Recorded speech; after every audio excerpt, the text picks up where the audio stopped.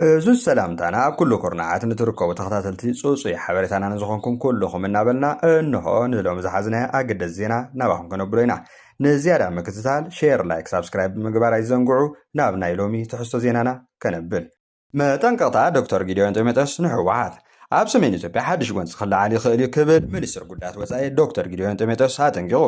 እቲ ሚኒስትር ኣብ ዝሓለፉ መዓልታት ኣብ ዓዲ እንግሊዝ ኣብ ዝተኻየደ ኣኼባ ተረኺቡ ኣብ ልዕሊ ሕወሓት ጽኑዕ ነቕፌታ ክህብ ተሰሚዑ ኣሎ ኣብቲ ቅድሚ 3 መዓልታት ኣብ ለንደን ዝተኻየደ ዋዕላ ቻተም ሃውስ ዝተረኽበ ዶክተር ጊዲዮን ኣብ ሰሜን ኢትዮጵያ ብከቢድ ቃልሲ ዝተረኽበ ሰላም ኣብ ልዑል ሓደጋ ወዲቑ ኣሎ ክብል ኣጠንቂቑ እቲ ሚኒስትር ወሲኹ ከም ዝሓበሮ ዕጥቂ ምፍታሕን ካልኦት ቀንዲ ግዴታትን እንተዘይተተግቢሮም ናብ ዳግማይ ጎንፂ ናይ ምምላስ ተኽእሎ ከም ዘሎ ያረድዩ كم حسب المنستر أو وشتي حوات زلوا آخرتي زبالهم أكلات منفس سمعنا السلام بمولو تقبيلهم كقصلوا يتسقوا مخمزلوا كبل يحبيروا بفلاي أبتم وسنت زغون كم عدكم مفتاح ناي حد شو تعدل تعليم القرآن وندقنا بدي أرنا محبر سمت التوزل مسرحات تقول له عنك يسوع خمزلوا يزخصص كم قالت عت المنستر حوات حد شاز ورات بسفيه يكبن يعدقن كم زلوا كم ونسبع وحاجزات نمعوات داقم هنت استمد بهابتي نابكال أنفت يزوارو كم زلونيو زخصص كازو بتوسخي مستو مافت زوا زلو حيلታት ጥምረት ይፈጥሩ ከም ዘለውን እዚ ድማ ብዓቢ ድርድርን ብኸቢድ መስዋዕትን ዝተረኽበ ሰላም ንድሕሪት ጎቶ ከም ዘሎ ዶክተር ጊዲዮን ወሲኹ ይሕብር መንግስቲ ፌደራል ድሕሪት ግጭት ዘሎ ስራሕቲ ዳግመ ህንፀት ምጥያስን ምድጋፍን ከም ዝቕፅል ብምግላጽ እንተኾነ ግን ዓወት ስምምዕነት ሰላም ዝምርኮስ ኣብ ኩሎም ወገናት ሓበራዊ ግዴታኦም ብምሉእ ብምፍጻም ዘለዎም ቆራጽነት ምዃኑ እዩ ዘዘኻኽር ኣብ መወዳእታ ዶክተር ጊዲዮን ስምምዕነት ሰላም ክዕወት ዝኽእል ኩሎም ወገናት ንዕርቂ ቀዳምነት ሂቦም ክሰርሑ ከለዉ ጥራይ እዩ ክብል ኣተሓሳሲቡ ኤርትራ ምስ ጎረቤት ሃገራት ዘለዋ ዲፕሎማስያዊ ርክባት ንምሕያል ኣብ ስትራቴጂካዊ ምንቅስቓስ ትርከብ ኤርትራ ኣብ ቀርኒ ኣፍሪቃ ሰላም ንምርግጋእ ንምስፋን ዘለዋ መትከላዊ መርገፂ ብምቕጻል ምስ ጎረቤት ሃገራት ዘለዋ ዲፕሎማስያዊ ስምምዕነታት ብዝለዓለ ጽፍሒ ንምዕባይን ንምሕያልን ኣብ ስትራቴጂካዊ ምንቅስቓስ ትርከብ ክብል ሚኒስትር ጉዳያት ወፃኢ ይሕብር ኣብ ዝሓለፉ መዓልታት ዝተረኣዩ ዲፕሎማስያዊ ምንቅስቓሳት ኤርትራ ንዞባዊ ምትሕብባር ዘለዋ ድልውነት ዘንጸባርቕ ብምባል ብፍላይ ኣብ መንጎ ኤርትራን ሱዳንን ዘሎ ዝምድና ኣብዚ እዋን እዚ ዝያዳ እናሓየለ ይኸይድ ምህላው እቲ ሚኒስትር የረድእ እዚ ምትሕብባር እዚ ኣብ መንጎ ደባዊ ጉዳያት ናይ ስደተኛታት ምሕደራን ዘተኮረ ኮይኑ ክልቲአን ሃገራት ንናይ ጸጥታ ምርግጋእን ብድሆታት ብሓባር ንምፍታሕ ዘለወን ጽኑዕ ድልየት ዘርኢ እዩ ዋላ እኳ እንተበለ እቲ ሚኒስትሪ ተንተንቲ ፖለቲካ ኢትዮጵያ ግን ከም ዝሕብርዎ በንጻሩ እዚ ናይ ምትሕብባር ወፍሪ ናይቲ ብሽም ጽምዶ ዳግማይ ናብ ዘይውዳእ ቀጠናዊ ኩናት ዘምርሕ ዘባው ስጋት ዝፈጥር ዘሎ ውዲት ይክብሉ ይኸሱ ኣብ ዝሓለፈ ሰሙን መንግስቲ ኢትዮጵያ ንሰራዊት ኣሉ ብርሃን ደገፍ ንምሃብ ይንቀሳቐሱ ነይሮም ኢሉ ኣብ ዝኸሰሶም ሓይልታት ትግራይ ኣብ ዶባት ኤርትራ ከባቢ ናይ ድሮን መጥቃዕቲ ከም ዝፈጸመ እውን ይዝከር ብተወሳኺ እዚ ናይ ጸጥታ ምይይጥ ዞባ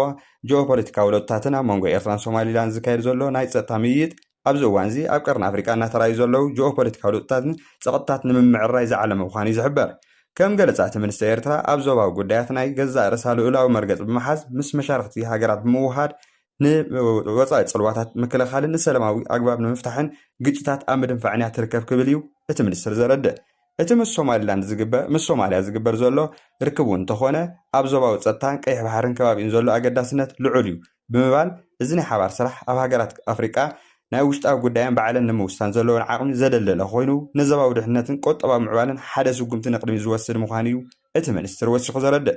ኣብ መወዳእታ እቲ ሚኒስትር ጉዳያት ወፃኢ ዞባዊ ሰላም ካብ ናይ ሓባር ስምምዕ ይጅምር ዝብል መትከላዊ ኣረዳእያ ብምስዓብ ምስ ጎረቤት ሃገራት ኣብ ኩሉ መዳያት ዲፕሎማስያዊ ዝምድናት ኤርትራ ኣሓይላ ክትቀጽል ምዃና ብምግላጽ እዚ ስትራቴጂካዊ ምንቅስቓስ እዚ ንመጻኢ ውሕስነት ሃገር ኣብ ምርግጋጽን ኣብ ቀርኒ ኣፍሪቃ ዘላቒ ሰላም ኣብ ምህናጽን ወሳኒ ተራ ከም ዘለዎ ሓቢሩ ሶማሊላንድ ኣብ ቀርኒ ኣፍሪቃ ዲፕሎማስያዊ ተጽዕኖ ከተዕቢ ኣብ ስትራቴጂካዊ ምንቅስቓስ ትርከብ ፕረዚደንት ሶማሊላንድ ዓብዱራሕማን መሓመድ ኤሮ ሃገሩ ኣብዚ እዋን እዚ ኣብ ቀርኒ ኣፍሪቃ ኣብ ዝካየድ ዘሎ ህልው ጂኦፖለቲካዊ ለውጥታት ተጠቃሚት ንምዃን ምስ ፈተውቲ ሃገራት ዘለዋ ዲፕሎማስያዊ ዝምድናት ብዝለዓለ ጽፍሒ ንምቕጻል ንምሕያልን ከም ዝሰርሕ ኣረጋጊጹ ፕረዚደንት ዓብዱራሕማን ምስ መርበብ ሓበሬታ 24 ኒውስ ኣብ ዘካየዶ ሰፊሕ ቃለ መሕትት ከም ዝሓበሮ ሶማሊላንድ ካብ እስራኤል ወግዓዊ ኣፍልጦ ድሕሪ ምርካባ ኣብ ዝተፈላለዩ መድረኻት ዓለም ለኻዊ ተቐባልነት ንምርካብ ዓብዪ ስጉምቲ ከም ዝወሰደት ኣገንዚቡ እዚ ስጉምቲ እዚ ኣብ ቀርኒ ኣፍሪቃ ዝካየድ ዘሎ ናይ ረብሓ ውድድራት ኣብ ግምት ዘእተወ ኮይኑ ንልኡላውነት ሶማሊላንድ ኣብ ምርግጋእ ዘለዎ ግደ ልዑል ምዃኑ ተፈሊጡ ስትራቴጂካዊ መሻርክቲ ቀጻሊ ርክባትን ኣብቲ ቃለ መሕትት ከም ዝሰፈረ ሶማሊላንድ ምስ ኢትዮጵያ ሕቡራት ኢማራት ዓረብን ኬንያን ዘለዋ ስትራቴጂካዊ ሽርክነት ብፍላይ ኣብ ዓውዲ ጸጥታን ናይ ንግዲ ባሕርን ንምዕባይ ብጽኑዕ ከም ዝሰርሕ ፕረዚደንት ዓብዱራሕማን ኣረድዩ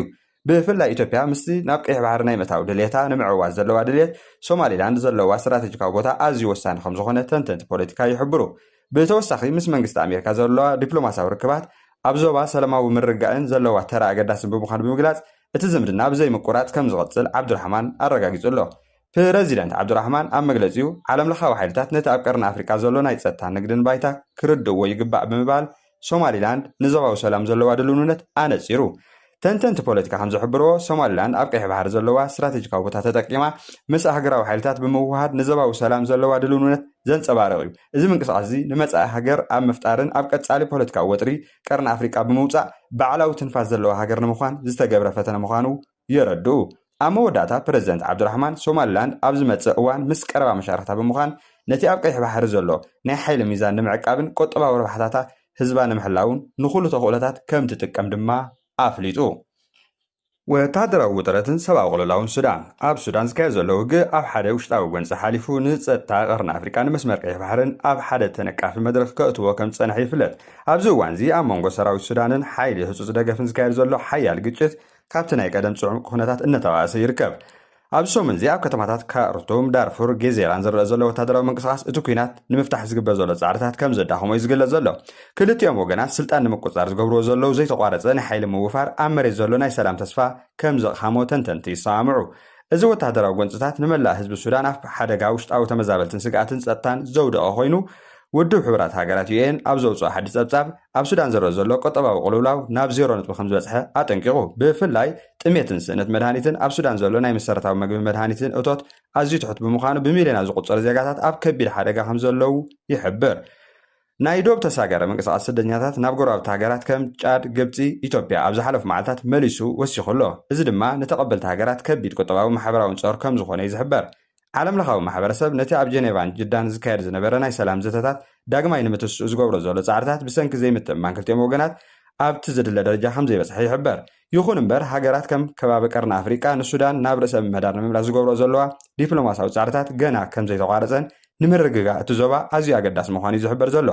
ሱዳን ካብቲ ንዓሰርተ ዓመታት ዝጸንሐ ዘይምርግጋእ ወፂያ ናብ ሓደ ዓብዪ ሃገራዊ ፈተና ኣትያ ዘላ እቲ ኣብ መንጎ ክልቲኦም ወገናት ዝካየድ ዘሎ ኩናት ንመጻኢ ሱዳን ጥራይ ዘይኮነስ ንጸጥታን ሰላምን እቲ ዞባ ብፍላይ ምስቲ ኣብ ኢትዮጵያ ዝረአ ዘሎ ሃዋህው ከቢድ ጽልዋ ዝህልዎ ምዃኑ እዩ ዝሕበር ኣብ ገማግም ባሕሪ ምብራቕ ሊብያ ናይ 15 ስደተኛታት ሬሳ ተረኺቡ ኣብ ምብራቓዊ ገማግም ባሕሪ ሊብያ ሓንቲ ህፃን ጓል ኣንስተይቲ ሓዊሱ ብውሕዱ ናይ 15 ስደተኛታት ሬሳ ተረኺቡሎ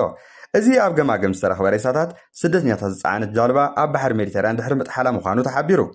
እታ ጃልባ ብጠቕላላ 61 ሰባት ጽዒና ከም ዝነበረትን ካብቲ ሓደጋ ዝደሓኑ 10 ሰባት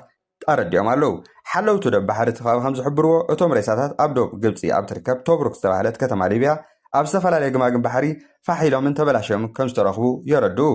ኣብታ ጃልባ ተሳፊሮም ዝነበሩ ሰባት ቁፅሮም ልዑል ብምንባሩ ክሳብ ሕጂ ተወሳኺ ሬሳታት ክርከብ ከም ዝኽእል ሰበስልጣን ሓይሊ ባሕሪ ግምታቶም ኣቐሚጦም ኣለዉ ቀይሕ ወርሒ ቶብሩክ ኣብ ገጽ ፌስቡክ ኣብ ዝዘርግሖ ምስልታት ወለንተኛታት ነቶም ሬሳታት ካብቲ ከውሒ ዝበዝሖ ገማግም ባሕሪ ብምልዓል ኣብ ጻዕዳ ናይ ፕላስቲክ ከረጺት ክዕሽግዎም ተራእዮም ድሕሪ ውድቀት ስርዓት መዓመር ገዳፊ ብ2011 ጀሚሩ ሊብያ ናብ ኤውሮጳ ንምስጋር ዝደልዩ ስደተኛታት ቀንዲ መተሓላለፊ ኮይና ትርከብ ብዙሓት ስደተኛታት ካብቲ ኩናትን ድኽነትን ንምህዳም ነቲ በረኻን ባሕሪ ሜዲተርያን ዝቐርጽ ሓደገኛ መንገዲ ከም ዝጥቀሙሉ ህይወቶም ረኪሶም ይሓልፉ ከም ዘለውን እዩ ዝፍለጥ ንነዊሕ እዋን ብስፍሓት በዚ ኣሰቃቂ ናይ ምድረ በዳን ባሕርን ጉዕዞ ህይወቶም ረኪሶም ንምጓዓዝ ዝፍለጡ ኤርትራውያን ምንባሮም ዝፍለጥ ኮይኑ ሎሚ ድማ ድሕርቲ ኣብ ኢትዮጵያ ዝተገብረ ሕድሕድ ኩናት ካብ ትግራይ በዚ መንገዲ እዚ ስደት ዝፈልሱ ቁፅሪ መንእሰያት ካብ ዕለት ናብ ዕለት እናወሰኸ ምምፅኡ ፖለቲካ እቲ ከባቢ ዝከታተሉ ኣዝዩ ኣሸቓሊ ጉዳይ ምዃኑ እዮም ዝሕብሩ ኣብ ዶባት ሊባኖስ ጎንፅታት ይቕፅል ኣሎ መንግስቲ ኣሜሪካ ምስ ኢራን ዝህለዋ ናይ ኒኩለር ስምምዕ ንምድህሳስ ዝዓለመ ልዝባት ኣብ ስዊዘርላንድ ክካየድ ምዃኑ ተፈሊጡ ንልኡኻት ኣሜሪካ ዝመርሑ ዘለዉ ጃረድ ኩሽነር ስቲቭ ዊትኮፍን እቲ ልዝብ ንምጅማር ኣብቲ ዞባ በፂሖም ኣለዉ ፕረዚደንት ትራምፕ ኣብ ዝሃቦ መግለፂ ኢራን ነቲ ስምምዕ ዕድል ክጥቀመሉ ከም ዘለዋ እንተዘይኮይኑ ግን ንኢኮኖማዊ ትካላታት ዝጸሉ ቅድሚ ሕጂ ዘይተወስዶ ስጉምታት ክወስዱ ምዃኖም እዩ ኣጠንቂቑ ኣብቲ ዞባ ኣብ መንጎ እስራኤልን ህዝብላን ዝተገብረ ናይ ምቁራፅ ተኽሲ ውዕል ብምጥሓስ እቲ ግጭት እናቐፀለ ስለ ዝኾነ ውፅኢቱ ድኹም ከም ዝኾነ ድማ ይግለጽ ኣሎ